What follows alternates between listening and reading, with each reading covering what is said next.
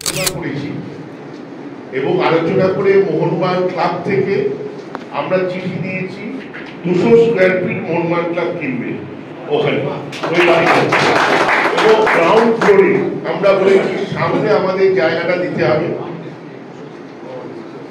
ভাই একটু দিয়ে দাও, নাহলে করতে পারছি না। 200 স্কয়ার ফিট কেনা হবে। দেখুন, ওটা হচ্ছে মোহনবাগানের স্মৃতি। আর আমার একটা সমস্যা হচ্ছে, আমি কাজটা করে তারপরে বলি, আগে বলি না। তো আমি এটা সাহেবদের এখন হাতে নেই, এটা প্রমোটারদের সঙ্গে ওনাদের জয়েন্ট ভেঞ্চার হয়ে গেছে, এটা রুইয়ারা করছে, সম্পূর্ণ তাদের হাতে। তো তাদের সঙ্গে আলোচনা করেছি আমি, তারা একটা দরখাস্ত দিতে বলেছে। আমি দরখাস্ত কালকে জমা হচ্ছে, এবং তারা কথাবার্তায় তারা সব মেনে নিয়েছে। এবার আইনি কাগজপত্র তৈরি হবে, যেটা আমি করতে চাই। মোহনবাগান ক্লাবের তখন যে কমিটি তৈরি হবে, আমাদের নতুন কমিটি, তাদের থেকে নিয়ে আমরা ক্লাব এই 200 স্কয়ার ফিট কিনে এটা মোহনবাগানেরই ঘর তৈরি হবে, অফিস তৈরি হবে, এবং এই উত্তর কলকাতার মানুষজন তাদের মেম্বারশিপের টিকিট ওইখান থেকে পাবে।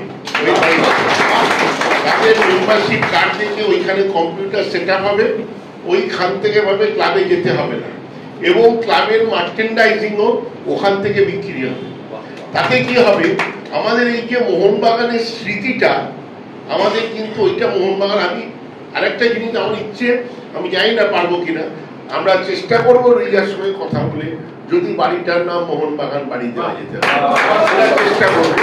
সেটা সম্পূর্ণ ওনার হাতে।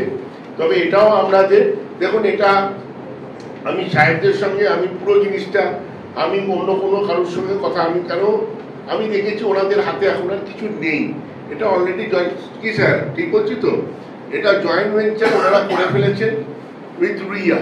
তাহলে আমাকে যা ডিল করতে হবে রুইয়াদের সাথে ডিল করতে হবে, এবং সেটাই আমি করে আজকে আপনাদেরকে এই যে আমরা একটা পদক্ষেপ এগিয়ে গেছি। অলরেডি তাদের সঙ্গে আলোচনা করে তারা বলেছে আপনারা চিঠি দিন, আমরা ডেফিনেটলি, তারা তো বেচবেই, কিন্তু আমাদের কয়েকটি কন্ডিশন আছে। আমরা যেরকম বলেছি, একতলায় দিতে হবে, মানে গ্রাউন্ড ফ্লোরে দিতে হবে, 200 স্কয়ার ফিট দিতে হবে, সামনের দিকে মোটামুটি দিতে হবে, যেটা ভিজিবিলিটি থাকে।